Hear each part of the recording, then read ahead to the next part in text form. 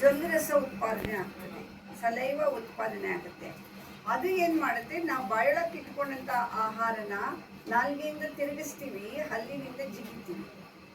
ಇಲ್ಲಿ ಆಹಾರನ ಹೇಗೆ ತಿನ್ನಬೇಕು?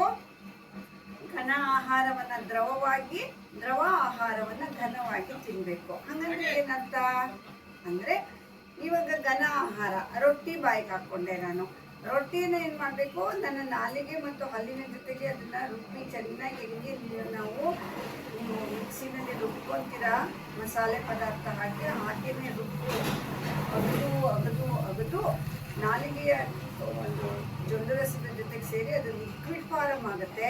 ಆವಾಗ ತಿನ್ನಬೇಕು. ಗಪ್ಕ ಅಂತ ಮುಕ್ಕೊಂಡು ನುಂಗೋದಿಲ್ಲ, ಮಾತ್ರೆ ನುಂಗಿ. ಹಾಗೆಯೇ ದ್ರವ ಆಹಾರ, ಹಾಲು, ನೀರು, ಪಾಯಸ, ಇದನ್ನೆಲ್ಲ ಹೆಂಗೆ ತಿನ್ನಬೇಕು ಅಂದರೆ, ಒಂದೊಂದೇ ಸಿಪ್ಪು, ಒಂದು ಸ್ಪೂನ್, ಅರ್ಧ ಸ್ಪೂನ್ ಅಷ್ಟನ್ನ ಮಾತ್ರ ತುಟಿಯಿಂದ ಗುಟುಕಿಸ್ಕೊಂತ ಬಾಯಲ್ಲಿ ಅದನ್ನು ಚಪ್ಪರಿಸಿ ತಿಂದಂತೆ ಕುಡಿಯಬೇಕು. ಅದು ಆಹಾರವನ್ನು ತಿನ್ನುವಂತಹ ಪದ್ಧತಿ ಆಗಿರ್ತದೆ.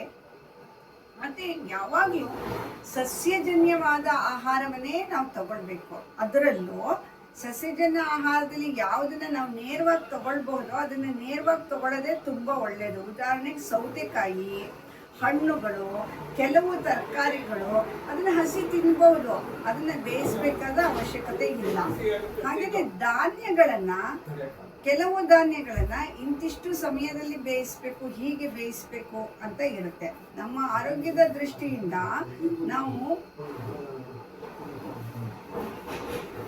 ಸಾಧಾರಣವಾದಂತಹ ಸೌದೆಯ ಒಲೆಯಲ್ಲಿ ಮಡಕೆಯಿಂದ ಬೇಯಿಸಿದ ಆಹಾರ ಅತ್ಯುತ್ತಮವಾದ ಆಗಿರುತ್ತೆ. ಇಲ್ಲ ಅನಿವಾರ್ಯ ಅಂದರೆ ಸ್ಟೀಲು ಸಬ್ಸ್ಟಿಟ್ಯೂಟ್ ಆಗಿ ತಗೊಳ್ಳಿ, ಅದರಲ್ಲಿ ಓಪನ್ ವೆಸಲಲ್ಲಿ ಬೇಯಿಸ್ಬೇಕು. ಯಾವುದೇ ಕಾರಣಕ್ಕೂ ಅಲ್ಯೂಮಿನಿಯಂ ಪಾತ್ರೆಯಲ್ಲಿ ಕುಕ್ಕರಲ್ಲಿ ಇಟ್ಕೊಂಡು ಕ್ಲೋಸ್ಡ್ ಆಗಿ ಬೇಯಿಸೋದು ವಿಷ ತಗೊಂಡ ಹಾಗೇನೆ. ಈಗೆಲ್ಲ ಯಾರಂಗೆ ತಿಂತಾ ಇದ್ದೀರಾ? ಏನು ಬಳಸ್ತಾ ಇದ್ದೀರಾ? Very good.